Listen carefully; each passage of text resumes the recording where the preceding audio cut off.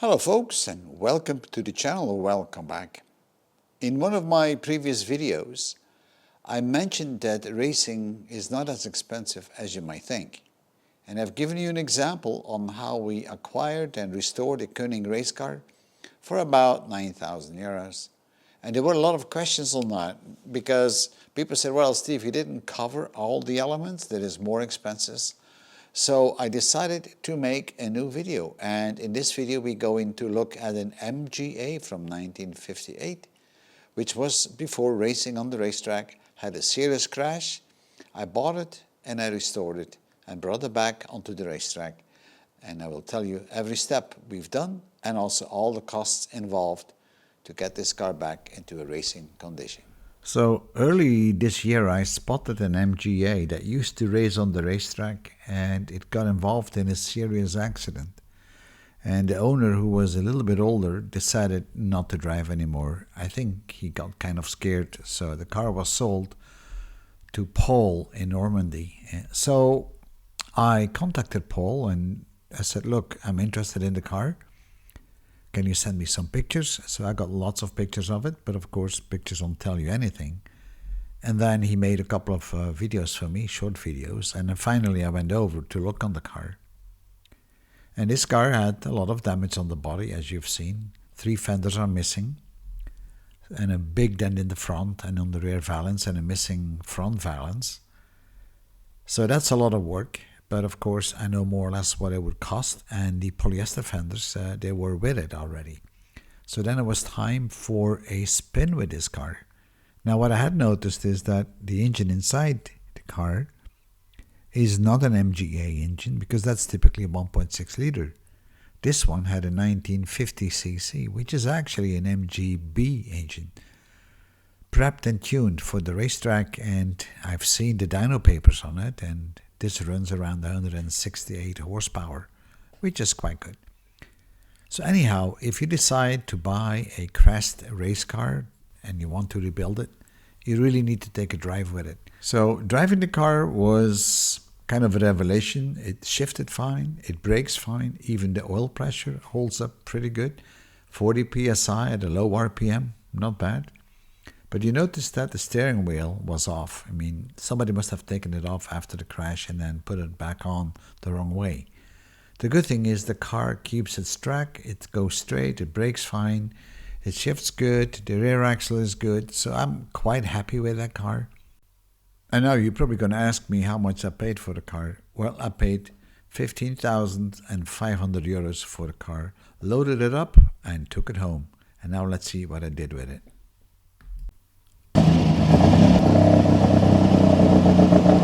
When I got home with the car, I did the full paper check and the certification check, and then it was time to verify the chassis. Now I did check on the chassis before at Paul's place. We also drove with the car, but you never know. So I decided to do a full inspection of the chassis and the suspension, and nothing was wrong with it. In fact, it looked very clean and very straight. So that is something that's not going to cost me any money to get this car back on the track.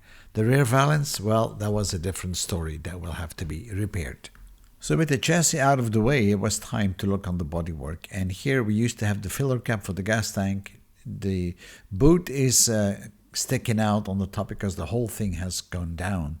There's a huge dent in the door, even the support frame in the back. Now the left hand side is intact, that is a good thing. But in the front right hand side, we have a major dent, and it's going to be tough to get it out because that metal is very thick. Now for the rest, the seat belts and the racing seat was fine. Now if you have a car that was involved in a crash, it's always good to pick up all the parts that are laying around, even if they are broken. There is always pieces that you can use. And I was lucky that they collected it all in this car and kept it inside the rear trunk. I also did a quick check on the engine, but I knew the engine was good. There's a bit of work to be done on the cabling, but that's a minor thing. Sorting out a little bit of this tubing. This is not going to be the cost. The major cost will be really time to repair the bodywork, and already got the spare polyester fenders with me. So now it was time to take off the wheels once and have a bit of a closer look on the rear brakes, what state they are in. And I have to admit, they were quite alright. The same thing for the front wheels and the brake calipers, the hoses, no work needs to be done there. And here I started already pulling out some of the dents that we have actually on the right hand side door. Now these are all aluminum panels and they are very tough to work on. It looks like the cost is going to be all about the bodywork, the paint and the labor and some small parts. And by now it was time for some bodywork, pulling out this big dent in the front. And for that I had to pull out this little frame and look like I could find the diagram with all the dimensions. Now I could have bought a new one, but I decided not to. I actually repaired it, I straightened it up and then I welded it back up according to the standards that I had on that little piece of paper that you just saw. I repainted it and then I could fit it back onto the car. Once that it was in place, now I could continue with pulling the dent out. Now the dent, I'm going to pull that out with some of these big eyelets, and therefore I was drilling those holes. And I'm going to need a hydraulic jack to do so. So I had to buy this jack, which was about 400 euros, and it's a 2-ton and a 5-ton jack. Now with a lot of patience, I got the dent finally out. And I've been pulling a couple of times, and I also made one mistake. I went for a stud welder and trying to get the panel out. And here you see the stud welder. That was one big trouble, and I have a special video on the stud welder. The panel was too thick and the stud welder was too weak, so I had to revert back to my old method. But it's a bit difficult because the panels there are double in that area. But at the end, I was able to get this panel pretty much sorted out. It took me a bit of time, just to get all these little unevenness out, so it became fairly smooth because I don't want to put too much putty on. And then it was time to basically trial fit the front frame and the fenders and see if everything fits. Now after that, we will start welding up all these little holes and cleaning up the front side. Time for a new front valance. Now, I could have bought one, which is probably running you around 200 euros, but I decided to build one out of aluminum. As I have an English wheel, I could roll the panel myself, then trial fit it, and keep building all the separate sections.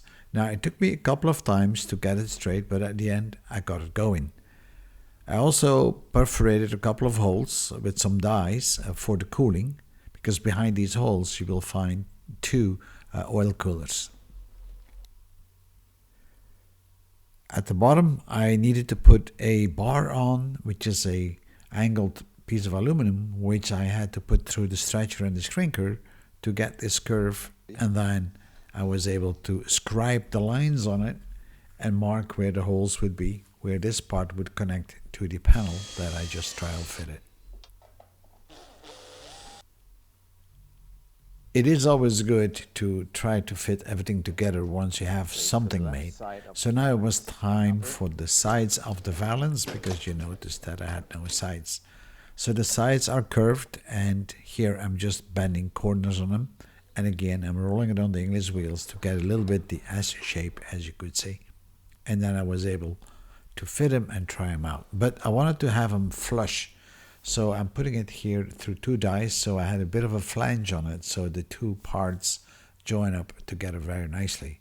So the cost so far is just been added up with 60 euros for the aluminum parts for the valance, because I'm not considering the tools.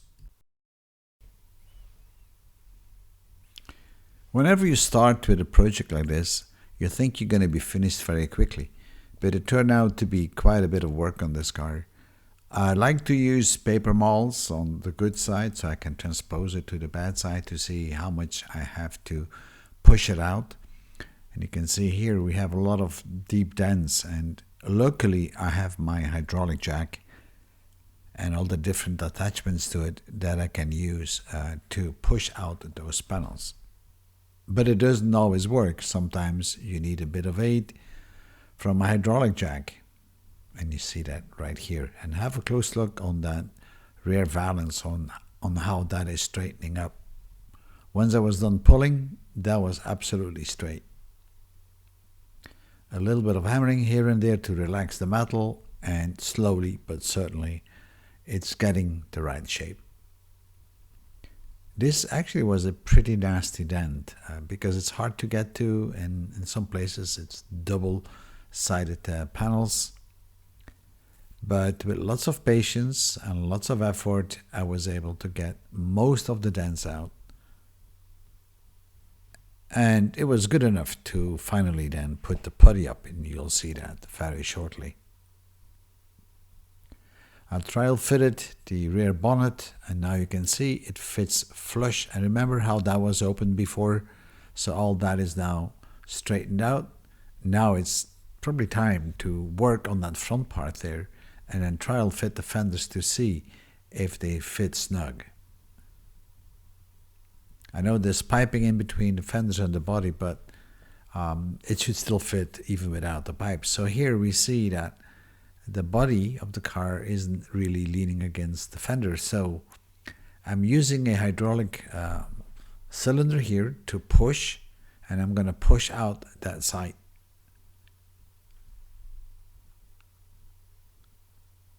And at the same time, I'm going to double check on the gap on the fender. And here you see that pushing happening. Now, whenever you push, remember, it's always going to come back a little bit. Now, I could have heated up panels, but I decided not to. I'm not too keen on heating. And then for the front part, luckily, I could put a very small hydraulic jack or cylinder in between the roll cage and that piece of the bodywork. And here you see me trial fitting the piping, and that all worked fine. I also trial fitted the polyester fenders because often they are not right. And yeah, luckily I did, because if you need to correct them after you painted them, that's not a good thing. So trial fitting might take a little bit of time, but it's worthwhile the effort. Also, the holes didn't match up all the time, so I had to re-drill quite a bit of holes, and I don't know why that is. I don't know why different cars have different holes, but I guess that's the way it is. Now on the bottom, I wanted to install an aluminum bar with some blind nuts, and here you see me installing the blind nuts. Pretty good stuff. If you don't tighten it too hard, it will work.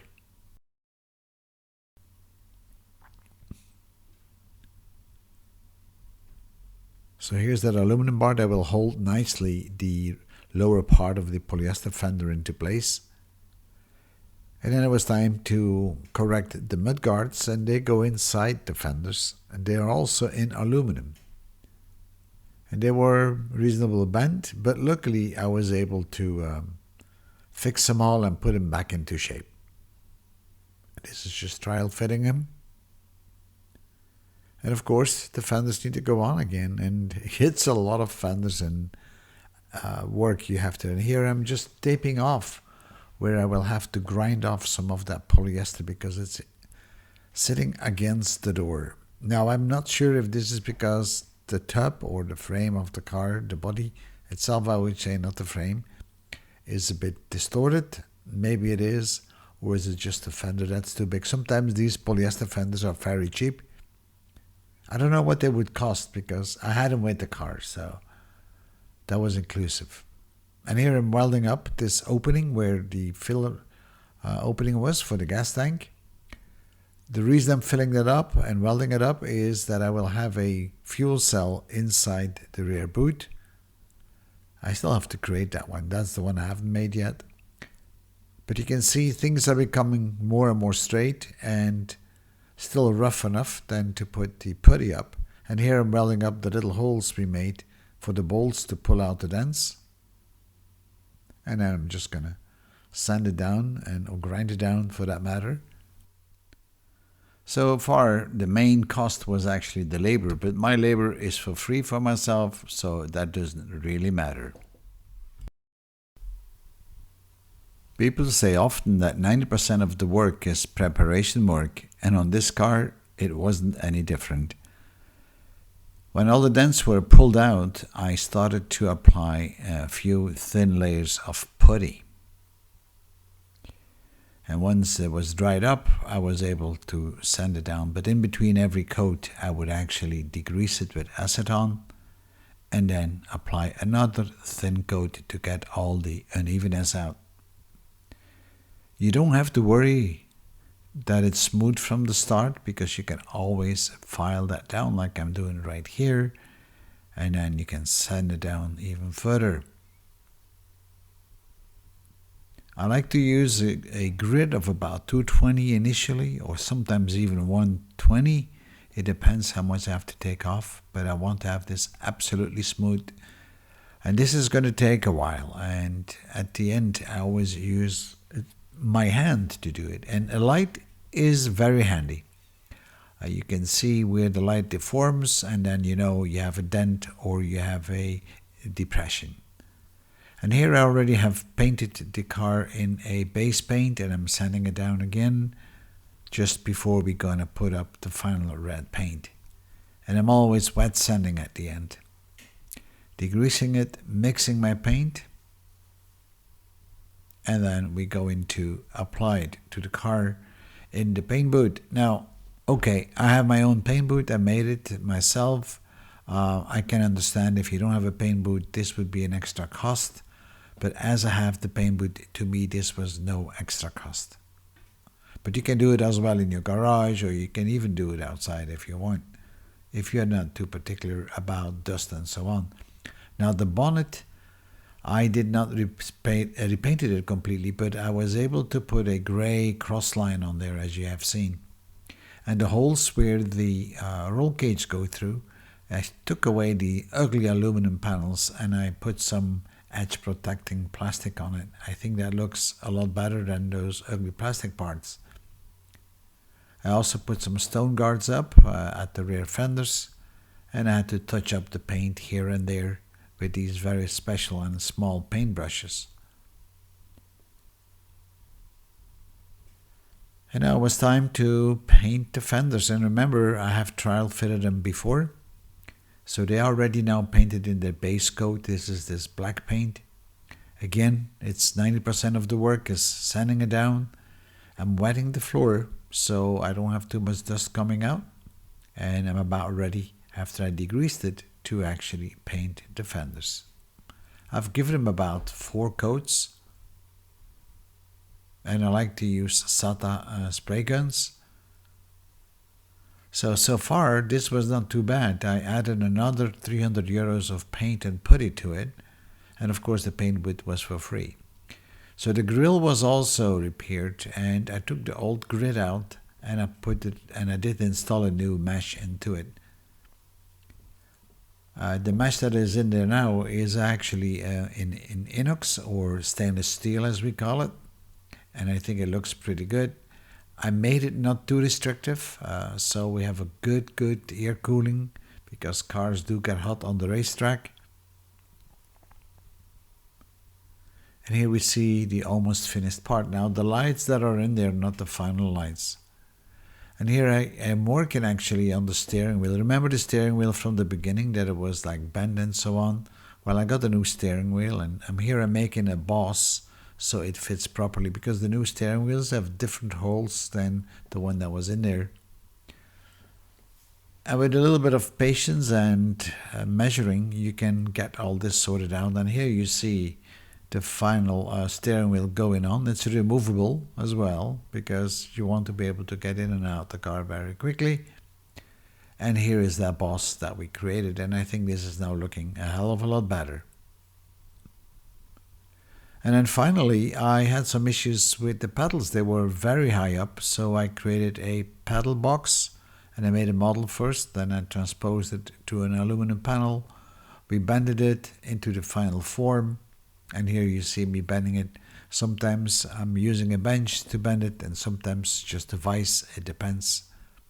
You can't always use a bench for that, or a brake as they call it. And here is the final box, which is going in on the floor panel, so that at least my feet are a little bit higher up, so I can drive far more comfortable, because you want to be able to drive comfortable.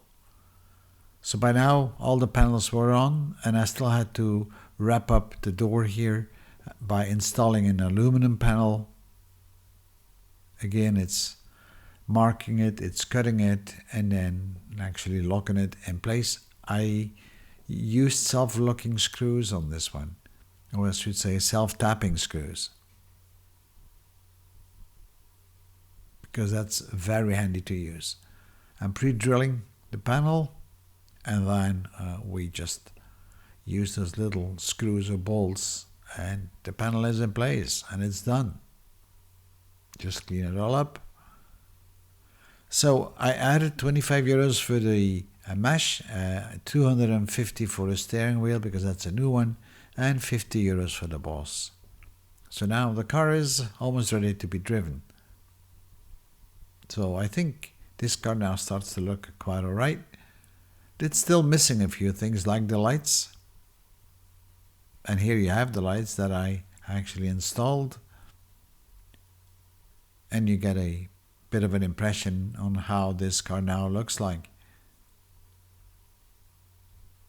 It was not expensive in terms of parts, but in terms of labor, yeah, it took me a lot of time to get this car into this condition. I guess you guys are now probably wondering, how much money did I spend on it, on this total repair? Now, there's still a few things I have to do. I still have to put in a aluminum fuel tank and a couple more lights in the back. But that's not all that expensive. And of course, I will have to give it a big maintenance before we take it to the racetrack, like fresh oil and all kind of fresh liquids. And of course, I need to plumb in a new fire extinguishing system. But all by all, I think this car is going to go pretty well on the racetrack. I have a very good feeling on that one. And you'll see me driving the car early March. So here you see the grand total with the additional things I still have to do, like the new fire suppression system, which will be with jets all over the place, the fuel tank, and then the full maintenance. So the grand total for me was 18,285 euros for this car, which is really a good price. Of course, I have all my tools. If you have to buy all the tools, that's going to be different. But then again, you can use the tools for something else. So thank you for viewing, and I'll see you in my next video. Bye-bye.